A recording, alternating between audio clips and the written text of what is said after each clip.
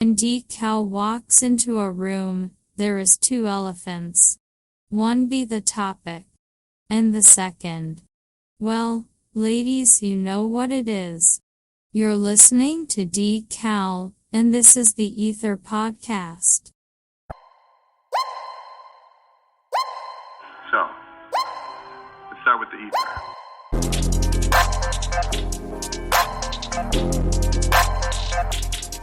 You're listening to the E.I.T.H.R podcast with Decal.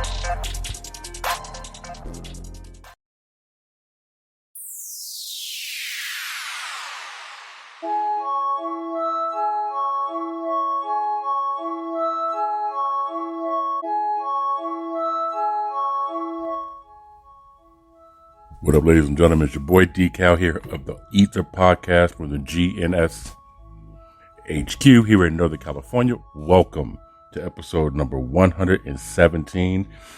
I want to give a shout out to some of the new listeners that we got for the podcast in Massachusetts, and we got some listeners from Montana. Welcome. And to everyone who is returning to the episode, welcome back. The E.I.T.H.R podcast, the elephant in the room, where we talk about topics and issues and discussions that you normally couldn't have with people because of short-sighted or one-sided perspectives.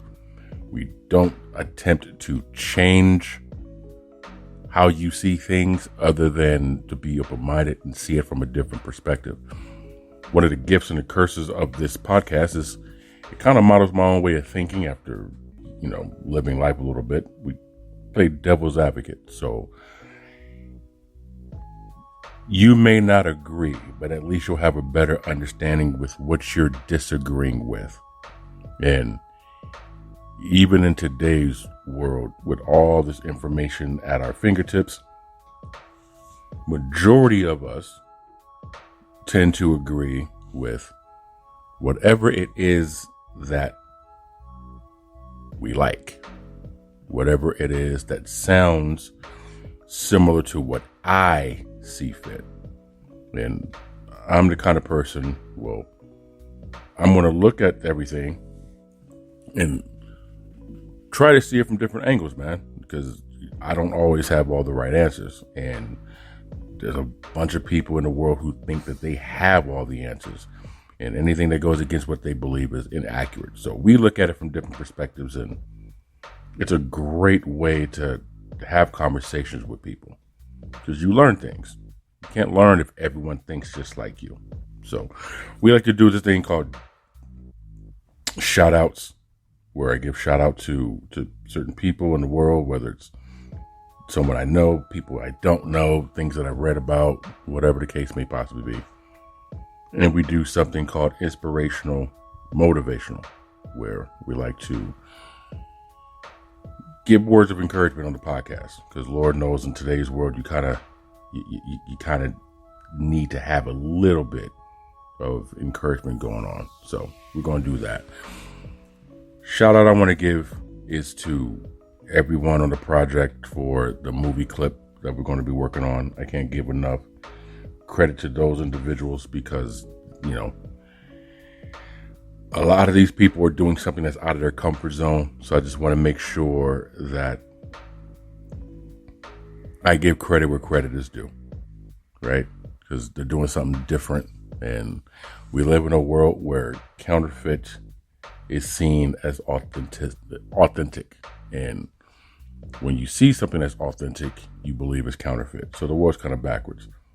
And so I want to give people credit for taking the leap out of their comfort zone to do something that's fun, something a little scary, and at least say, they did that.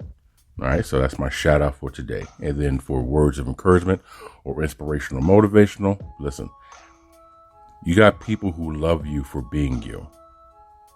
You also got people who hate you for the same damn reason.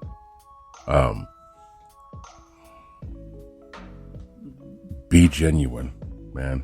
There's a thing I saw earlier also.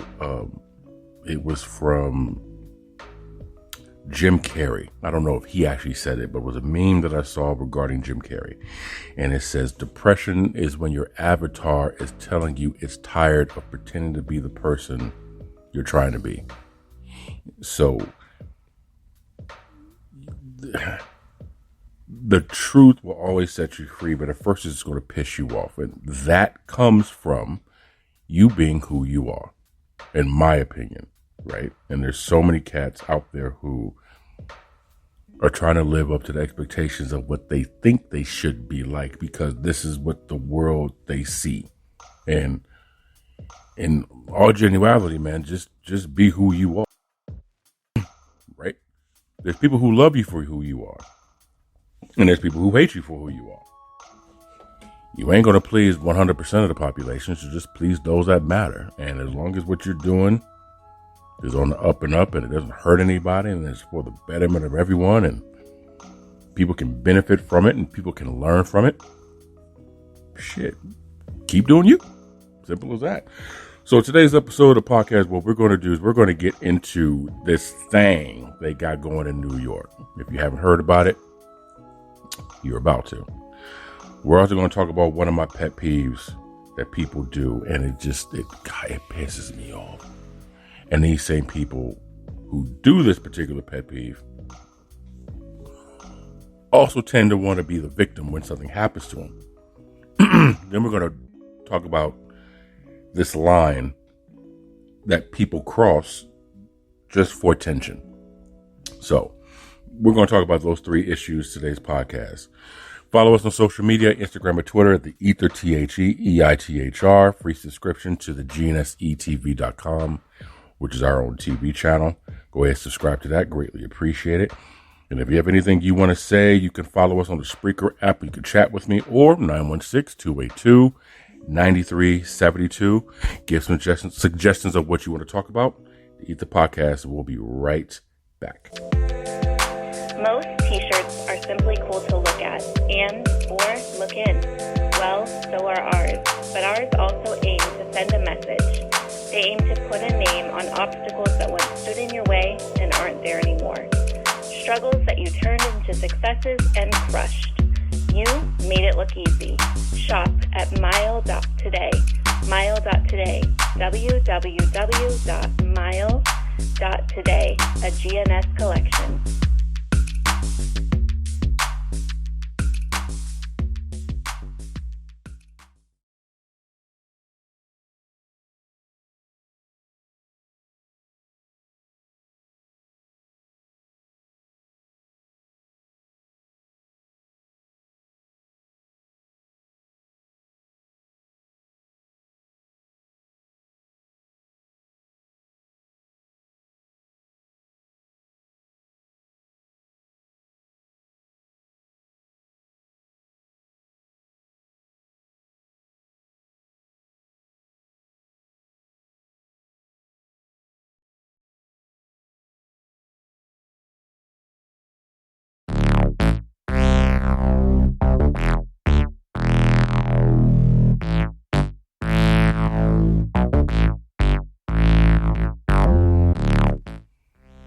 All right, folks.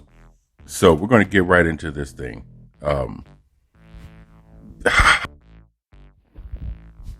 There's a movie that I spoke about on one of my episodes in the past, and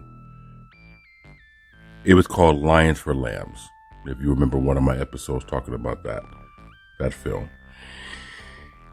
In the film, Andrew Garfield, talented actor. You probably also remember him from films like The Amazing Spider-Man, right? Or if you remember the movie Social Network, he was in there. He played the character Eduardo Severin, who was allegedly the partner of Mark Zuckerberg when they came up with the idea for Facebook. So, in this film, Lions for Lambs, he plays this student that goes to a California university, and they have this debate on the city giving out free needles to addicts on the street. And this was kind of the thesis of the conversation he and his professor, who was being played by, why is my man drawing a blank in my head right now for his name? Robert Redford. So his thing was, if you're going to give free needles, this is tongue-in-cheek sarcasm. If you're going to give free needles to addicts to make it a safer place, why not designate a drunk driver lane on the highway? Now, again, it was a sarcastic comment, but it kind of stirred the pot and ruffled some feathers in this particular scene about that subject. I bring that up because NYC, Brooklyn, has the very first health vending machine that sells fentanyl testing strips, condoms, crack pipes, and other wonderful toys for addicts. When they first put it up, I believe, if I remember correctly, within a couple of hours, it sold out. Now, one of my buddies was like, I'm surprised that New York beat San Francisco to the punch. I said, well, can't win them all, right? But what's your opinion about that? How do you guys feel about having a vending machine where addicts can purchase necessities to continue their, we'll just say, their habit, right? Now, from my perspective, from my angle, I don't like it. I do not think it's a good look. I think it is definitely out of the norm of what people are used to. It's definitely not part of, I guess you could say, what society is trying to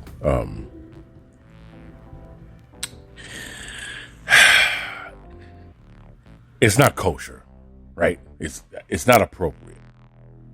Now, I feel it's going to create more problems because you're going to have people who get the products, do the products right there, right?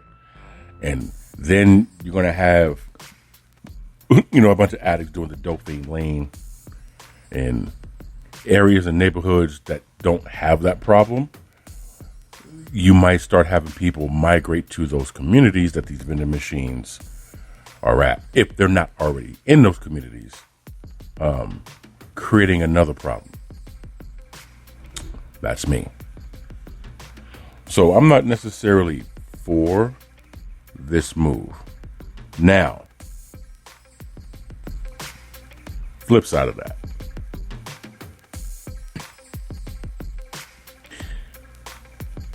The drug problem was initially put in this system in a nutshell, for population control.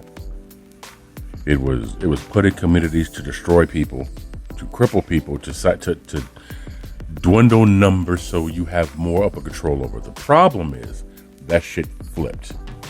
It flipped heavily. Where you put them in neighborhoods like South Central, you put them in neighborhoods like Oakland, you put them in neighborhoods to hurt and harm.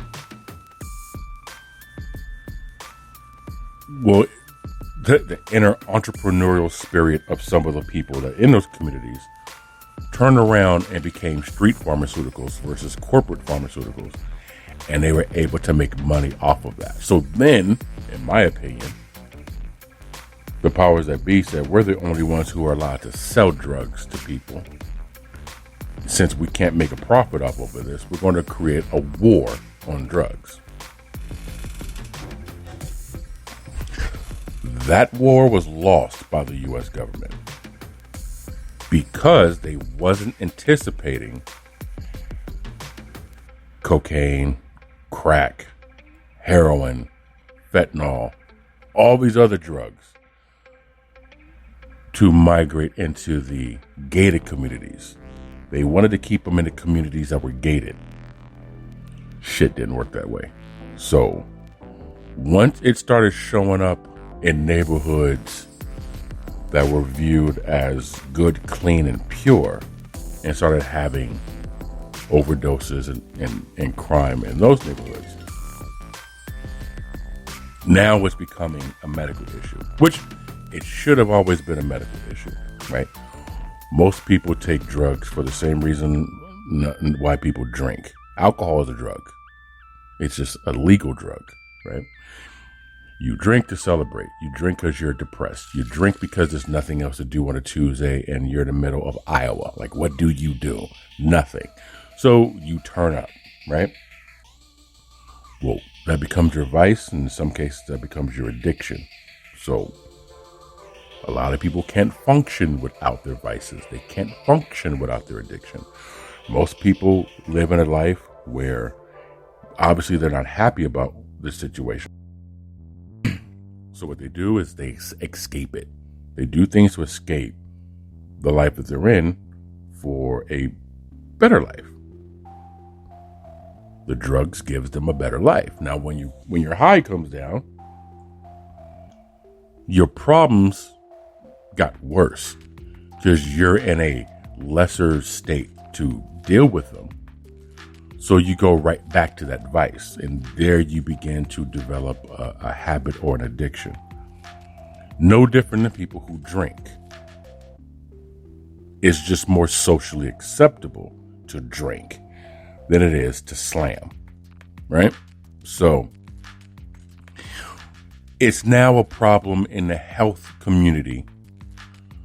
But talking to my A1 about this not too long ago, there's going to be so many resources that are needed. This economically and fiscally is way more in the budget that they're willing to spend to fix the problem. Because again, when you have an addiction or you have a vice, your brain no longer functions the way it did before you got there. Now it has a dependency to it, right? So with the dependency, you can't cope without that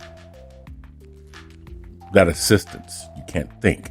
Another analogy is those in the morning. Like, I'm a morning person just by nature. I was born early in the morning. I love mornings. The morning is my day. The rest of the day is kind of like, okay, what do I do now? So that's me. But you have a lot of people who are not morning people. So what do they use to become morning people? Coffee. That's their stimulant. People can't function without their caramel macchiato with splash of cinnamon drizzle, shot of ginseng espresso, extra whip, venti tall latte.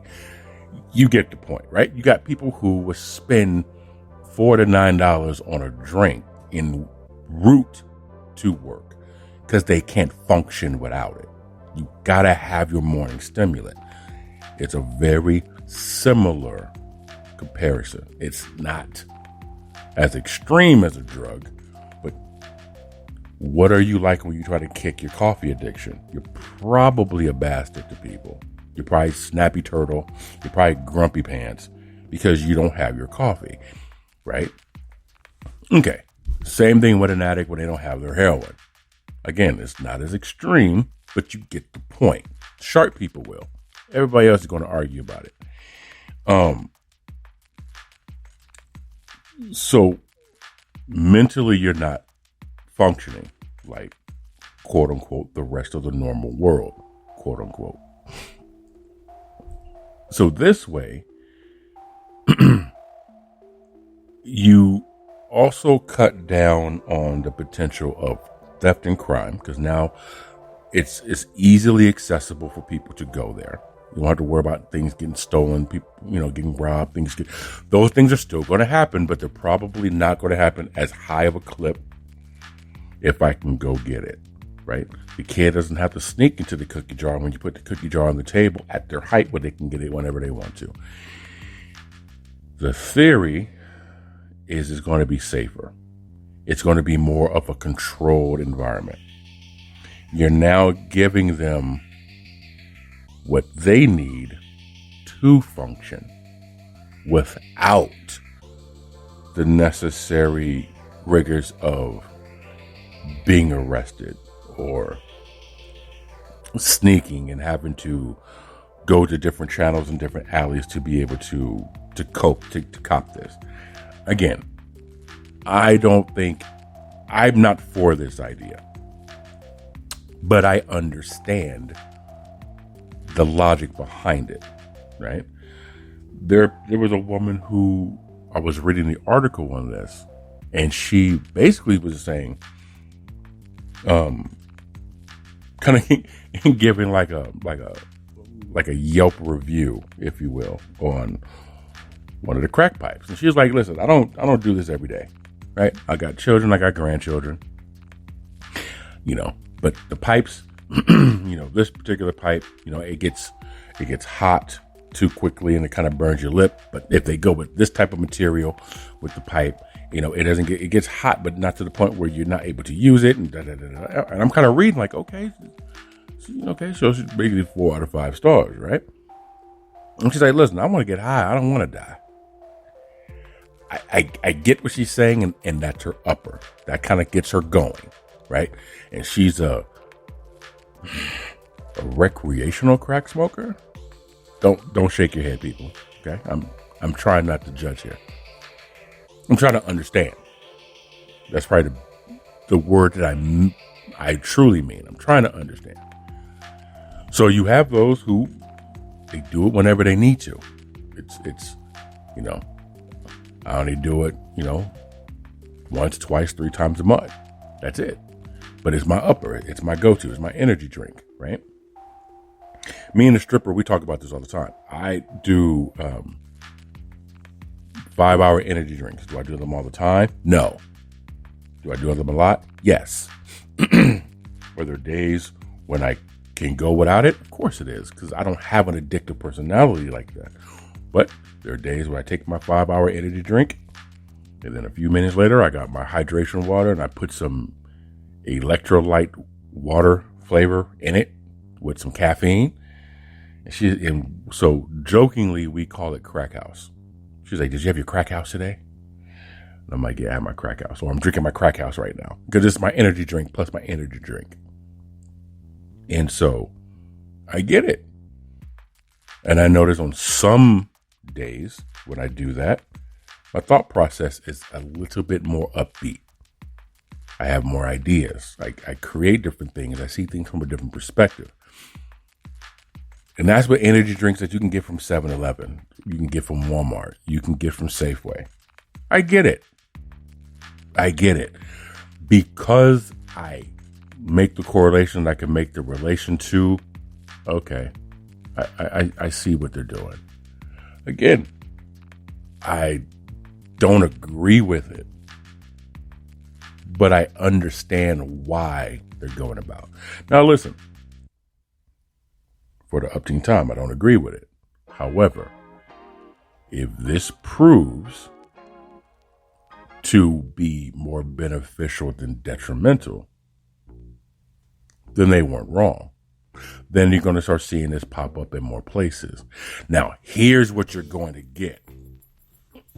In my opinion, when things start to work the way they need to work, you're always going to have those who want to go and kick up some shit. Right? So don't be surprised if you start seeing this thing become more positive than negative. Out of nowhere, randomly, coincidentally, you start seeing a rise in vending machine crime. machines getting broken into, Okay, listen, outside of my energy drink vice, I don't have a dependency on anything. Oxygen, food, water, sleep. Sure. But I want you to ask anyone you know who's ever done heavy drugs. Someone who's recovering, someone who grew up in that area, in that environment. Do you think you might get a crackhead who's going to break into a crack vending machine and steal all the crack and condoms? I highly doubt it, because they know they can get it when they want to. It's no longer a scarcity, except for when it needs to be replenished again. So don't be surprised if you have people who claim to be crackheads start vandalizing shit to make the system look bad. I say that because it's already been proven in Sacramento during the George Floyd protest. There were people who did not live in the Sacramento proper area, who were traveling from areas near Highway 50, driving to downtown, looting, vandalizing, stealing, and then driving back to their communities on Highway 50. It's been reported, right? So you may get people who aren't even in that community portray to be part of that community just to damage the reputation of that community, to kick some shit around. Just because some people, a bad thing actually turned out to be a good thing in their mind. It has to be bad because I think it's bad. So I'm going to go out and show the world how bad it is by making it look bad, and then come back and say, see, I told you that was bad. Don't be surprised if you see that happen, because I honestly see people fucking it up just so they can sit back and say, told you so. I know fiends. I know people who grew up around fiends. I know people who used to be fiends. I've never seen them do certain things or even speak about the habits of them hurting their supplier. That doesn't make sense. They hurt those who get in the way of them getting their supply, but they'll never hurt their supplier because they're supplying them. Kind of makes sense. So just be on the lookout for that. Like I said, I don't like the idea. I understand the idea. So I'm hoping this idea makes me say, okay, I was wrong. But NYC is being the first city.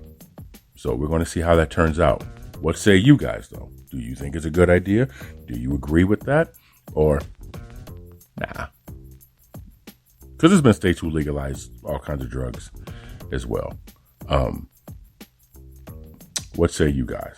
Now, we're going to talk about this real quick. My pet peeves. Listen, I've said this before. I'm going to say it again. This pisses me off.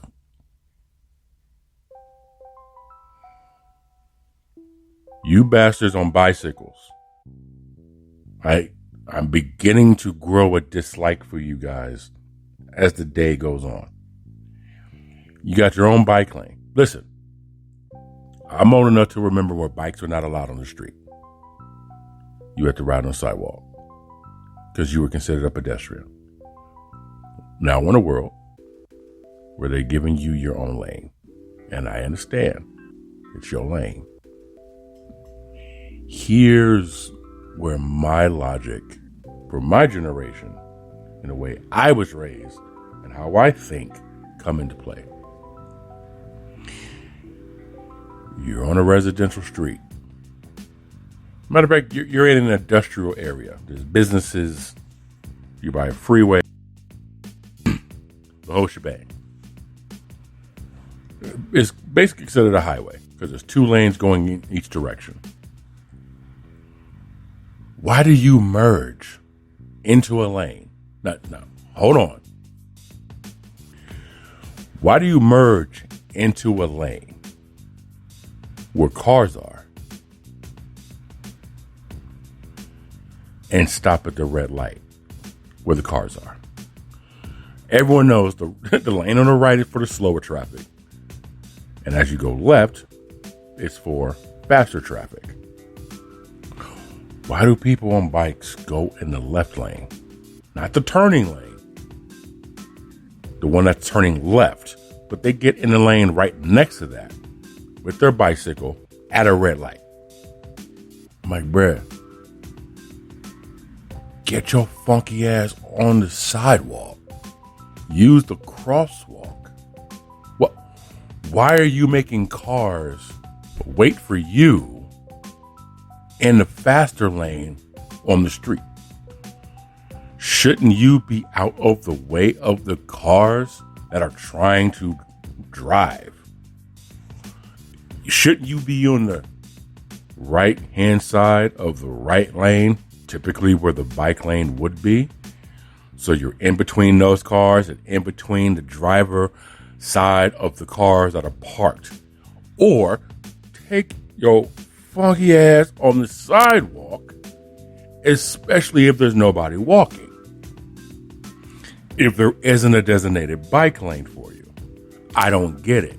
Secondly, you fight for the rights to be part of traffic. Okay.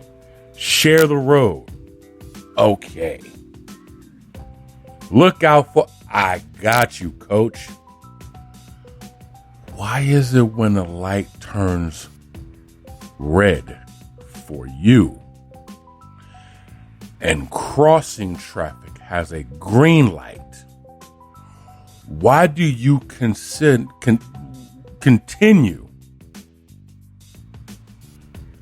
to ride your funky ass through your red light across traffic with the green light and have the nerve to look at us like, hit me, I'll sue you? Why? Why? Again, this is my logic. If I was riding a bike, I would be on the side where there's minimum, if any at all, cars. I would get to the intersection. I would use the crosswalk like a pedestrian. Cars have armor. People don't. Which is the fucking reason why, if your ass don't have armor, stop playing dodgeball with cars. I don't get it. I don't get it. You want to play Frogger with automobiles and then cause cars to rear end or sideswipe to avoid you, because in your head, I can do this. I'm on a bike. It just, and to the lawmakers, y'all some idiots, because you put the bike in the street for the safety of the walking pedestrians and the bicyclists. Make that make sense. Make it make sense. Like legit sense. Not emotional sense. Not my opinion sense. But make that shit make legit sense. Why? Motorcycles. You splitting lanes? Listen, y'all gonna get decapitated. I'm gonna tell you right now. Because if cars are driving and all we do is hear your motor, you have a 50-50 chance of somebody in a car looking the opposite side that you're on and you hitting somebody's mirror. And it's nobody's fucking fault but yours. Seriously.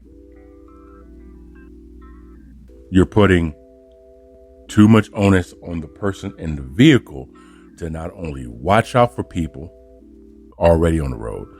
Look out for the idiots who don't know how to drive and text at the same time. But now you want to try to be Mr. and Mrs. Daredevil by splitting your crotch rocket in between cars. It's almost like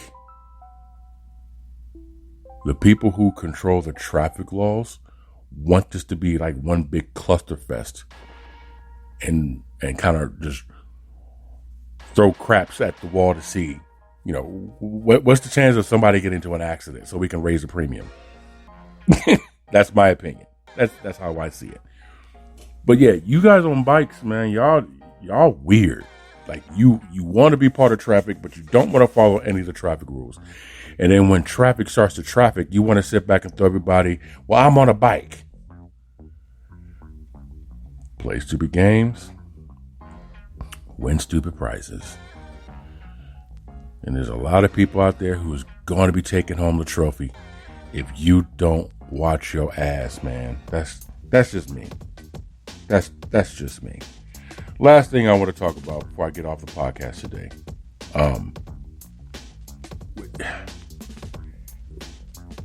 Where's the line at, bro? And here's what I mean by that. Pop star Baby Rexha was at a concert not too long ago. And a fan from the crowd allegedly threw his cell phone at her. And it hit her in the face. Hit her like right above the eye. Right on the top outer corner of her eyebrow, above her eye socket. Apparently, dude was arrested. And, you know, his when asked what was his reason for doing it, is, in a nutshell, I thought it'd be funny. She's good. She says, like, you know, I'm okay. Took the picture on her IG, thumbs up, smiley face, bandage, you know.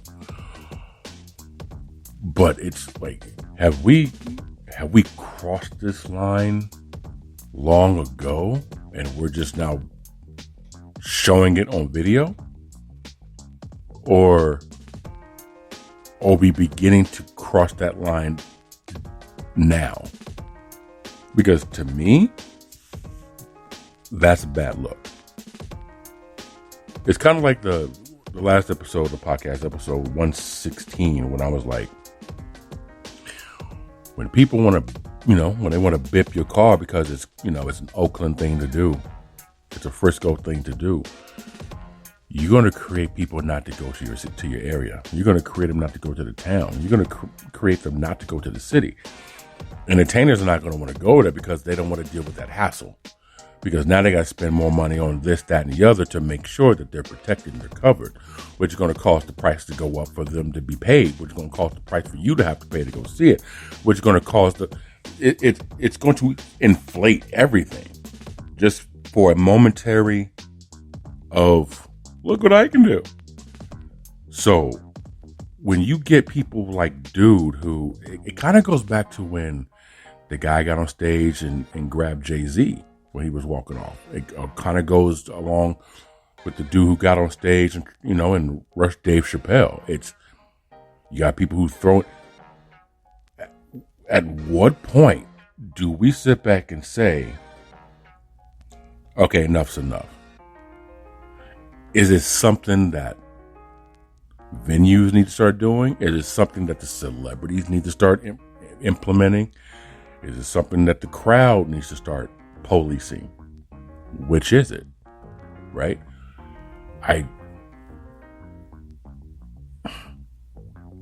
Is it just as bad when an artist is on stage and they throw shit into the crowd?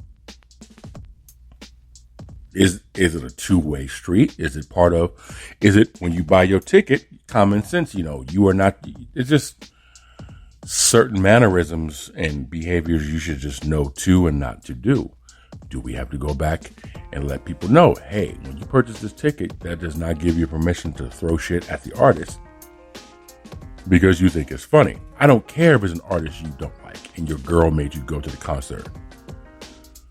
I don't care. it's one of those things where, listen, if you're there, you should be able to behave in an orderly fashion. Same thing at sporting events, right? You paid a ticket to watch a game. You didn't pay the ticket to trip the player. You didn't pay the ticket to threaten the athlete. You didn't pay a ticket to throw something on the field because you were mad. I understand, certain things happen in, baseball games, example, like, when the A's had all those fans throwing stuff on the field. I get that. But there's somebody who has to clean that you just made their lives harder for because of your emotional reaction, right?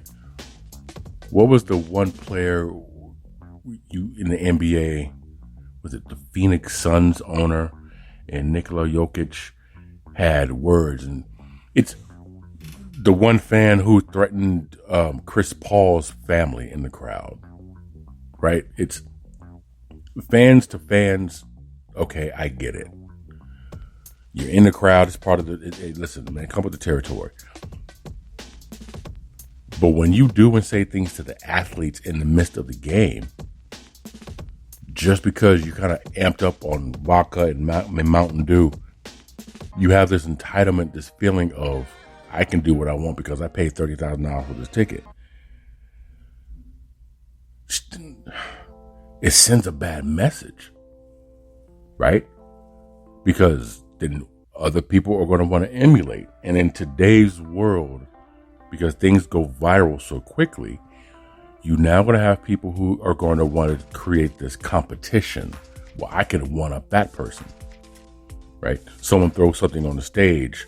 Okay, well, now we're going to throw something on stage and get up on the stage. Okay, now, we're going to get up on the stage. We're going to take the mic from it, and then we're going to perform the song. We're going to get up. Like, at what point of the line being crossed do we sit back and say, all right, bruh, look, we need to nip this in the bud before it happens? So again, should people start policing themselves? Right?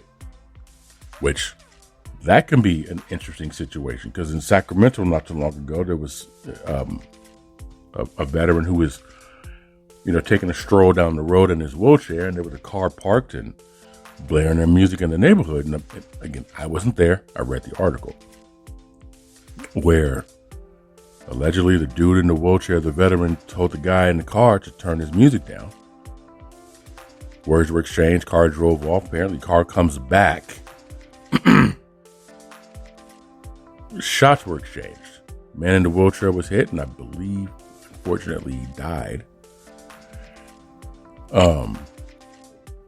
But what do you do? I mean, even policing each other can be hazardous, because one person wants to do the right thing and everybody wants to sit back and spectate and watch and record and video, and whatever happened to It Takes a Village. You know what I mean? Like, it's so consistently inconsistent that it's like, this is the reason why, in my opinion, so many people are confused on what to do, because it should be, here's how we should do it.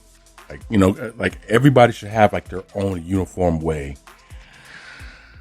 But then again, I mean, what say you guys, man? What do you think? When it comes to the venues with the entertainers and singers, I think something needs to be put up on stage, or maybe the crowd needs to be a little bit further back. I guess each venue is different, so they got to address it accordingly. But something needs to be done.